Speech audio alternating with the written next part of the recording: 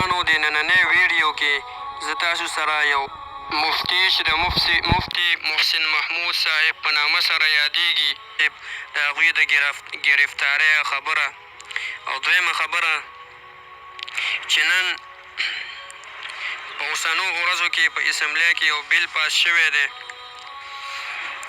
او په هغه بیل کې څه ویلي دي همداسې شریکوم.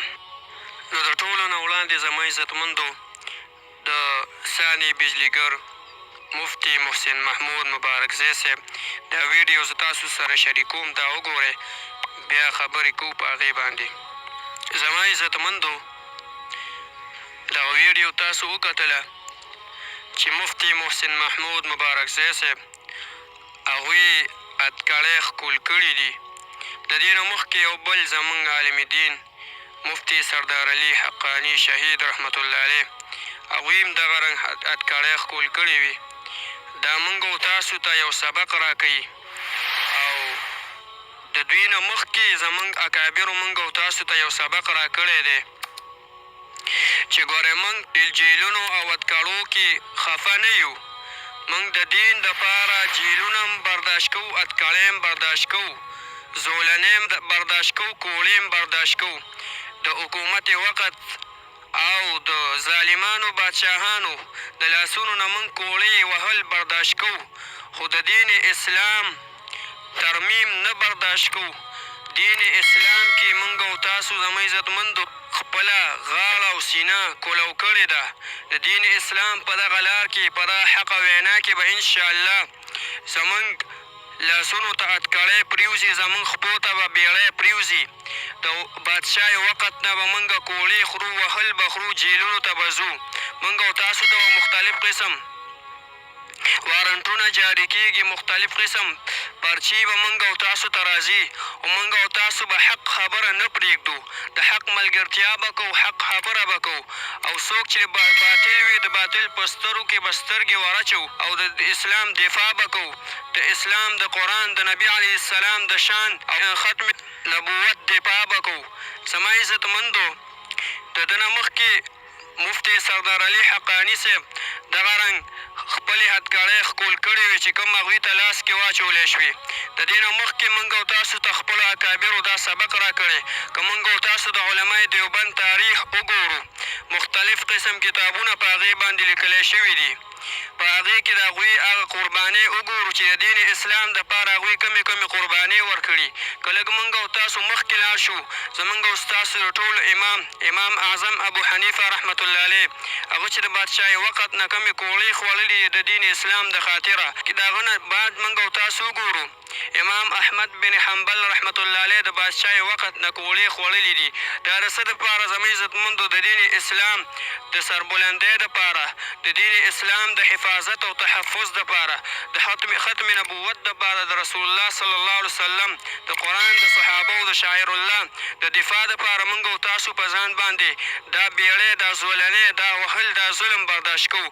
زما عزتمندو موږ او تاسو ته په دې کې یو سبق راکوي چې موږ او تاسو د دین اسلام دپاره خپل ځان مستحکم کو، د دین اسلام دپاره برداشت ځان کې راولو. د دین اسلام دپاره موږ او تاسو هر قسمه سختې، هر قسمه زولنې، بیړۍ، جیلونه، اتکړۍ، هر څه ته موږ او تاسو غاړه کېږدو او د دین اسلام ملګرتیا وکړو، د دین اسلام لمن پرېږدو او د دین اسلام سره موږ او تاسو خپل ځان مکمل د دین اسلام سره ولګوو، د دین اسلام دپاره قربانۍ ورکړو.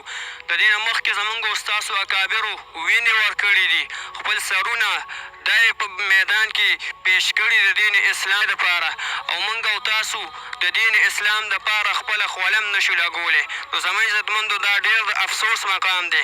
د دې نه بعد موږ او تاسو راځو دې خبرې ته چې په سابقه حکومت کې کوم بیل پاس شوی دی، په هغه بیل کې څه خبرې دي. دا تصویر تاسو ګورئ په دې سکرین باندې چې په اسمبلۍ کې دا بیل پاس شو چې ښځه په څه ټیم کې وغواړي هغه به نادرا ته ځي، خپل ځان به سړی لیکي هلته، میل میل ځان ته فیمیل لیکلی شي، فیمیل ځان ته میل لیکلی شي. فیمیل چې کله ځان ته میل ولیکي، ښځه چې کله ځان ته سړي ولیکي، په نادره کې خپل شناخت د سړي په نوم باندې درج کي، هغه که بیا څه غواړي د سړو شکل اختیارولی شي، سړو سره ګرځېدی شي، د سړو په اجتماعګانو کې شرکت کولی شي، هر قسم د سړو چې کوم احکام دي هغه په هغې باندې د حکومت په کاغذونو کې جاري شو. او زما عزتمندو او میل چې یادوي، سړي یادوي چې دا کله وغواړي نو نادرا ته تللی شي، هلته کې خپل اندراج د ښځې په نوم باندې کولی شي، خپل ځان ته به ښځه ووایي، د ښځې شکل او صورت به اختیار کړي او مختلف د ښځو احکام به پرې د حکومت په کاغذونو کې جاري شي.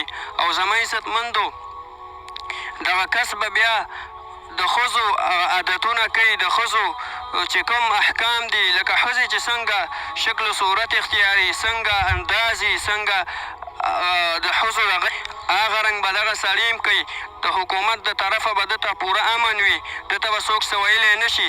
او دا سړی دا سړی به د بل سړي سره نکاح هم کولی شي، ځکه چې د حکومت د کاغذونو کې ده ته امن دی، د حکومت په کاغذونو کې ده ته د دې امن ورکړی شوی دی، د دې تحفظ ورکړی شوی دی، دا حق ورکړی شوی دی.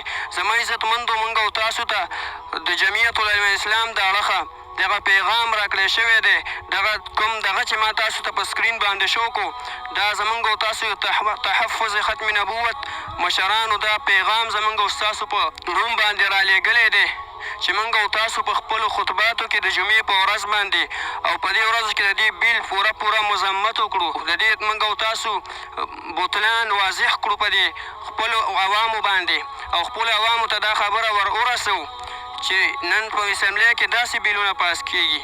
زما عزتمندو موږ او تاسو له پکار دي چې په دغې موږ او تاسو خپل عمل درآمد وکړو، او موږ او تاسو په خپلو خطباتو کې د دغه بیل ډېر زیات مذمت وکړو او احتجاجونه وکړو.